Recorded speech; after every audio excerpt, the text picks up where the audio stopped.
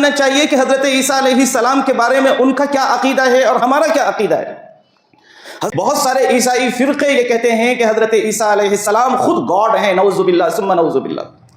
حضرت عیسیٰ علیہ السلام کو وہ خدا مانتے ہیں، حضرت عیسیٰ علیہ السلام کو وہ نعوذ باللہ اللہ مانتے ہیں، حضرت عیسیٰ علیہ السلام کو وہ معبود مانتے ہیں جن کی ورشپ کی جائے، جن کی عبادت کی جائے، جن کے سامنے سجدہ کرنا ہے، جن کے سامنے جھکنا ہے۔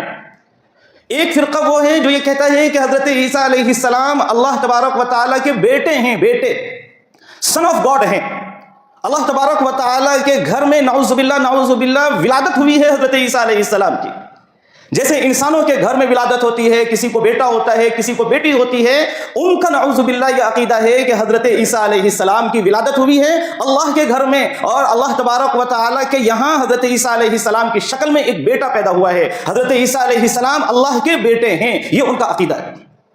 اور یہ انتہائی ڈینجر عقیدہ ہے جس کو ابھی ہم بیان کریں گے۔ تیسرا ان کا عقیدہ یہ ہے کہ حضرت عیسیٰ علیہ السلام تین خداؤں میں کے ایک ہیں، حضرت عیسیٰ علیہ السلام، حضرت مریم اور جبریل، ان تینوں کو ملا کر وہ گاڈ کہتے ہیں کہ یہ تینوں کا مجموعہ گاڈ ہے، یہ تینوں مل کر خدا ہیں، کوئی ایک الگ سے خدا نہیں ہے۔ تو ایک فرقہ